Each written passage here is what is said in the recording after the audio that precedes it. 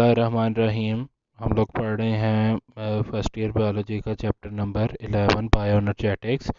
और बायोएनर्जेटिक्स में हम लोग आज जो टॉपिक स्टार्ट करने जा रहे हैं वो है रेस्पिरेशन। रेस्पिरेशन जो है ये बुनियादी तौर पे जो है वो अकेला कोई वर्ड नहीं है। रेस्पिरेशन इसके साथ किसी ना किसी वर्ड का होना ज़रूरी है इसकी एक्सप्लेनेशन के लिए। तो रेस्पिरेशन जो है या इंटरनल होती है या एक्सटर्नल होती है। इंटरनल रेस्पिरेशन को सेलुलर रेस्पिरेशन भी कहते हैं, एक्सटर्नल रेस्पिरेशन को ब्रीथिंग भी कहते हैं या गैसियस एक्सचेंज भी कहते हैं। सो एक्सटर्नल रेस्पिरेशन क्या होती है? कोई भी जानदार अपने जिस्म में से ख़ास गैस जो है वो जिस्म से खारिज करे और इन्वायरमेंट में से एक ख़ास गैस जिस्म के अंदर दाखिल करे, तो ये होती है एक्सटर्नल रेस्पिरेशन। इसे पौधों में गैसेस एक्सचेंज बोला जाता है और ज़्यादातर जानवरों में इसे ब्रीथिंग का अमल भी बोला जाता है। जबकि सेलुलर या इंटरनल रेस्पिरेशन जो है it is a biochemical phenomena. ये एक बायोकेमिकल फिनोमेना है।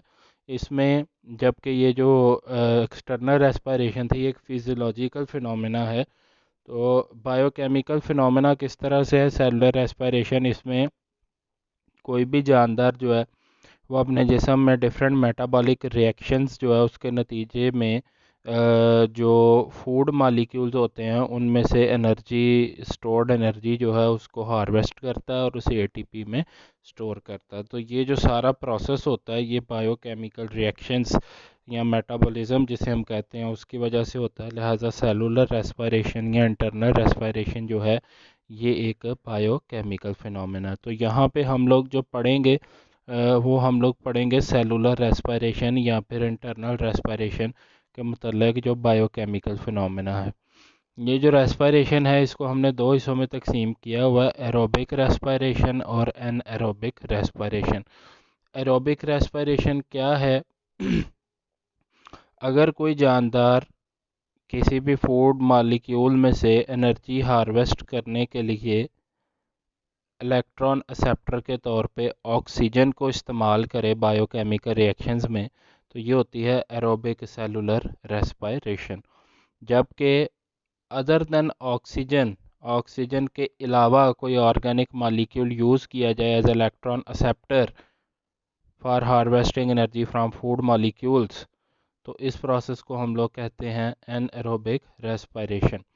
दोनों प्रोसेसेस में जो food particle most commonly use होते हैं वो हैं कार्बोहाइड्रेट्स, और कार्बोहाइड्रेट में भी एक हेक्सोज शुगर है जिसे हम ग्लूकोज कहते हैं, ग्लूकोज यूज़ होता है। तो एनारोबिक रेस्पिरेशन या एरोबिक रेस्पिरेशन जो है उसमें जो बेसिक फिनोमेना है वो पहला वो ग्लाइकोलिसिस का है। ये दोनों चीज़ें जो हैं ये कॉमन है इसमें। अब एरोबिक रेस्पिरेशन हो चाहे एनारोबिक रेस्पिरेशन हो तो क्या होता है, यहाँ बुक में भी देखें कि ग्लूकोज का मालिक्यूल है, इसकी ब्रेक डाउन हो रही है।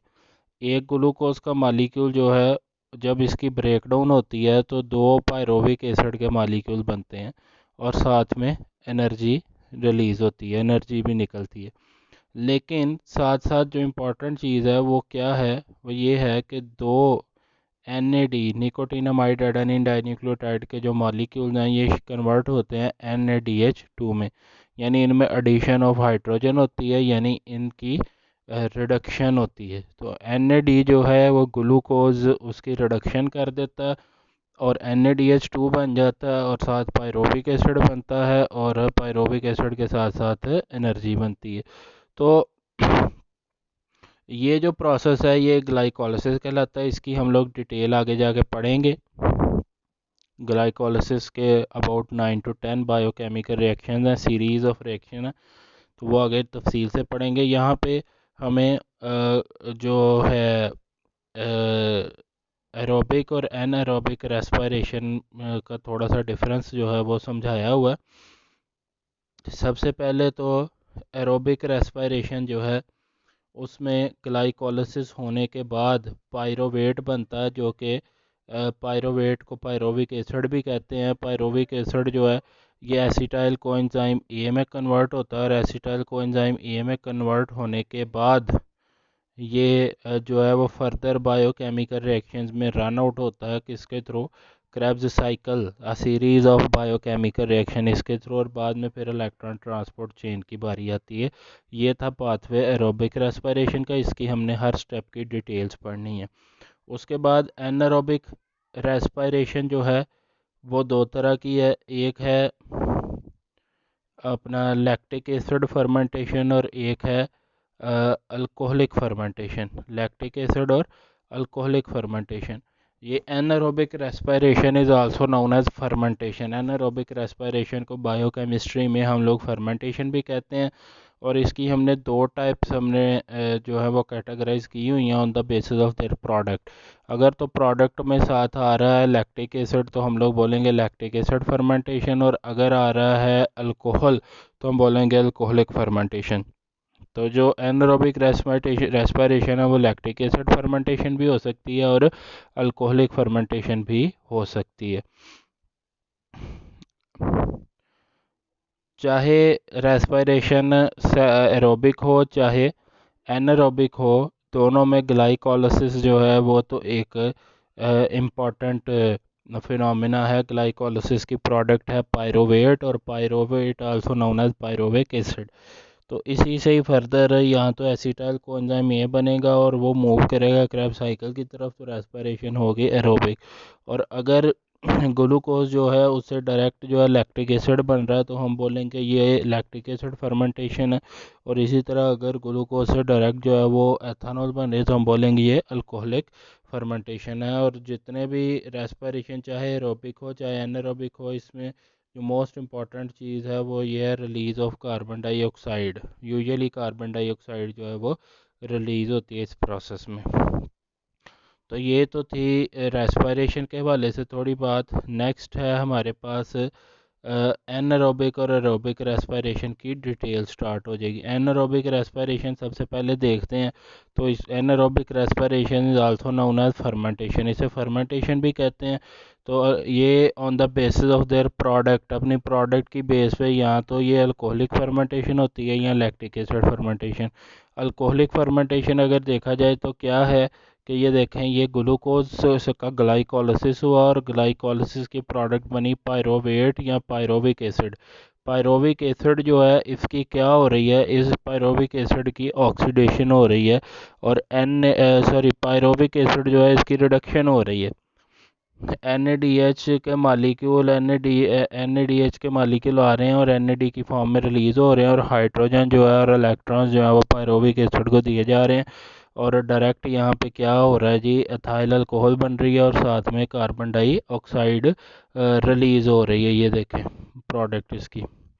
इसी तरह लैक्टिक एसिड फर्मेंटेशन में भी पायरोविक एसिड है। पायरोविक एसिड जो है वो उसमें सिंपल रिडक्शन हो रही है, डीकार्बोक्सिलेशन नहीं होती। तो सिंपल रिडक्शन होती है पायरोविक एसिड की और लैक्टिक एसिड बन जाता है। जबकि अगर पायरोविक एसिड की डीकार्बोक्सिलेशन भी हो और साथ में रिडक्शन भी हो तो प्रोडक्ट बनती है एथाइल अल्कोहल। अगर पायरोविक एसिड की सिर्फ रिडक्शन हो तो प्रोडक्ट बनती है लैक्टिक एसिड। और पायरोविक एसिड खुद किस चीज़ की प्रोडक्ट है, ग्लाइकोलिसिस। ग्लूकोज जब टूटता है तो वहाँ NADH के मालिक्यूल भी बनते हैं, ATP के मालिक्यूल भी बनते हैं और पायरोविक एसिड भी बनता है। तो ये तो थी अल्कोहलिक फर्मेंटेशन। अल्कोहलिक फर्मेंटेशन जो है वो यूजुअली कहाँ पे होती है? अल्कोहलिक फर्मेंटेशन जो यूनिसेलुलर माइक्रो ऑर्गेनिज्म है, एक यीस्ट जिसे हम लोग फर्मेंटेशन के लिए इंडस्ट्री में यूज़ करते हैं, ये अपने लिए एनर्जी बनाती है इस प्रोसेस से, अल्कोहलिक फर्मेंटेशन से। इस तरह लैक्टिक एसिड फर्मेंटेशन जो बहुत सारे बैक्टीरिया हैं जो अपनी एनर्जी लैक्टिक एसिड फर्मेंटेशन के थ्रू मेंटेन करते हैं अपनी ज़रूरियात ज़िंदगी के लिए। अब बात आ गई कि इनमें से कौन सी ऐसी एनारोबिक रेस्पिरेशन है जानदारों में भी पॉसिबल होती है। लैक्टिक एसिड फर्मेंटेशन जो है, जैसे जो कि एक एनारोबिक रेस्पिरेशन की टाइप है, ये जानवरों में पॉसिबल होती है। जब हम लोग अपने मसल्स को मूवमेंट ज़्यादा करते हैं तो बॉडी में ATP की डेफिशिएंसी हो जाती है। ATP की डेफिशिएंसी को कंपनसेट करने के लिए अगर एरोबिक रेस्पिरेशन का पाथवे लिया जाए तो वो काफ़ी लंबा पाथवे होता है और वो रैपिडली जो एटीपी की डेफिशिएंसी है उसको कंपनसेट नहीं कर सकता। तो हमारे जो सेल्स होते हैं मसल सेल्स उनमें फिर शॉर्ट पाथवे ले लिया जाता है। शॉर्ट पाथवे कौन सा? लैक्टिक एसिड फर्मेंटेशन का। अब उससे बॉडी की एटीपी की ज़रूरियात तो फ़ौरन पूरी हो जाती हैं। मसल्स एक दफ़ा अपनी एटीपी जितनी उन्हें चाहिए होती है पूरी कर लेते हैं, लेकिन in the mean while body में जो मसल टिश्यूज़ होते हैं उनके अंदर लैक्टिक एसिड बन के अकोमुलेट हो जाता है और मसल फटीग हो जाती है, जिसे हम लोग खलियाँ कहते हैं पड़ गई हैं। वो असल में लैक्टिक एसिड अकोमुलेट हो जाता है हमारे मसल्स में। अल्कोहलिक और लैक्टिक एसिड फर्मेंटेशन जो है इससे बहुत ज़्यादा एनर्जी नहीं रिलीज होती, स्मॉल अमाउंट ऑफ एनर्जी ही निकलती है। Only about 2% of the energy present with in the chemical bond of the glucose is converted into adenosine triphosphate through the process of anaerobic respiration. तो ये तो थी anaerobic respiration. तो इसके बाद हमारी जो है वो शुरू हो गई detail aerobic respiration. Aerobic respiration जो है वो बेसिकली एक लेंथी पाथवे है for the maximum harvest of energy from the glucose molecule and converted into ATP। और इस पाथवे में किसी भी जानदार के अंदर अगर एरोबिक रेस्पिरेशन का फिनोमेना है तो उसके लिए ज़रूरी है कि मेम्ब्रेन बाउंडेड स्पेशलाइज्ड ऑर्गेनेली हो इस पर्पज़ के लिए। और वो स्पेशलाइज्ड ऑर्गेनेली कौन सी होती है? माइटोकॉन्ड्रिया। अब माइटोकॉन्ड्रिया जो है ये कैसी होती हैं? माइटोकॉन्ड्रिया डिफरेंट शेप्स के हो सकते हैं, लेकिन इनका जो एक बेसिक स्ट्रक्चर है वो ये सेम ही होता है। एक आउटर मेम्ब्रेन होती है, एक इनर मेम्ब्रेन होती है, आउटर कंपार्टमेंट होता है, इनर कंपार्टमेंट होता है। और जो मेम्ब्रेन होती हैं उनके अंदर डिफरेंट मालिक्यूल्स एम्बेडेड होते हैं जो कि इलेक्ट्रॉन कैरियर्स का काम करते हैं। आउटर कंपार्टमेंट और इनर कंपार्टमेंट में जो मैट्रिक्स मैट्रिक्स पाया जाता है उसमें डिफरेंट एंजाइम्स होते हैं और वो एंजाइम जो हैं वो डिफरेंट मेटाबॉलिक रिएक्शंस को कैटालाइज करते हैं। अंदर वाली मेम्ब्रेन जो है उसमें इनफोल्डिंग्स होती हैं। इनफोल्डिंग्स को हम लोग क्रिस्टी बोलते हैं। क्रिस्टी जो है उसके अंदर क्लस्टर्स होते हैं एंजाइम्स के और ग्रैन्यूल्स की फॉर्म में अटैच होते हैं on the inner side of the inner membrane. Inner membrane की भी अंदर वाली सरफेस पे अटैच होते हैं ग्रैन्यूल्स, उन्हें हम लोग F1 या F0 पार्टिकल्स कहते हैं। और माइटोकॉन्ड्रिया जो है वो स्पेशलाइज्ड है ग्लूकोज के एनर्जी को हार्वेस्ट करके एटीपी की एनर्जी में कन्वर्ट करने के लिए, एटीपी में शिफ्ट करने के लिए, जो कि एनर्जी करेंसी है बॉडी की। इस वजह से हम लोग माइटोकॉन्ड्रिया को powerhouse of the cell भी कहते हैं। अब इसमें एटीपी क्या है? एटीपी की क्या क्यों इतनी इम्पोर्टेंस है? एटीपी असल में एनर्जी करेंसी है किसी भी लिविंग ऑर्गेनिज्म की बॉडी में। इसकी एग्जांपल को हम इस तरह समझ सकते हैं कि देखें ग्लूकोज में भी एनर्जी है लेकिन बॉडी उसे डायरेक्टली यूज़ नहीं कर सकती। एग्जांपल इसकी क्या है कि अगर हमारे पास डॉलर्स हों तो हम पाकिस्तान में किसी रेडी वाले से परचेजिंग नहीं कर सकते, हालांकि हमारे पास एक ह्यूज अमाउंट है मनी की। तो we have to convert the currency, हमें उस करेंसी में पहले कन्वर्जन करवानी है जो यहाँ यूज़ हो सकती है। इसी तरह बॉडी जो है वो डायरेक्ट ग्लूकोज की एनर्जी को यूज़ नहीं कर सकती। बॉडी को भी पहले एनर्जी को उस करेंसी में लाना पड़ता है जो बॉडी में इजीली यूजेबल होती है। यही वजह के जो माइटोकॉन्ड्रिया वो ग्लूकोज की एनर्जी को एटीपी में शिफ्ट कर देती है। और एटीपी जो है एडेनोसिन ट्राइफॉस्फेट, इसमें ये एक न्यूक्लियोटाइड है। इसमें एडेनिन नाइट्रोजनस बेस होती है, पेंटोस शुगर होती है, राइबोस कहते हैं उसे। और इसके साथ इसके 3 फास्फेट के एटम्स होते हैं, 3 फास्फेट। और ये एटम्स जो हैं ये अकेले अकेले नहीं होते, they are present in the form of phosphoric acid H3PO4 की फॉर्म में ये होते हैं। और इनके दरमियान में हाई एनर्जी बॉन्ड्स होते हैं। हाई एनर्जी बॉन्ड्स जो हैं ये कोवलेंट बॉन्ड होते हैं, they have the ability to store huge amount of energy. तो अगर दो फास्फेट के दरमियान अगर एक बॉन्ड टूटता है तो उसमें से 7.3 किलो कैलोरी एनर्जी जो है वो रिलीज़ होती है, यानी इतनी ही एनर्जी जो है वो स्टोर हुई थी जब ये बॉन्ड बना था। तो ये एटीपी का मॉलिक्यूल जो है एक तो इजीली यूजेबल है, इजीली मेटाबोलाइजेबल है बॉडी में। दूसरी बात ये है कि it has the ability to store huge amount of energy in their high energy phosphate bonds. तो हाई एनर्जी फॉस्फेट बॉन्ड में काफ़ी एनर्जी स्टोर कर सकता है। ये सारी प्रॉपर्टीज़ होने की वजह से ये बॉडी की एनर्जी करेंसी है। तो बॉडी इसको बड़ी आसानी से कर लेती है यूज़।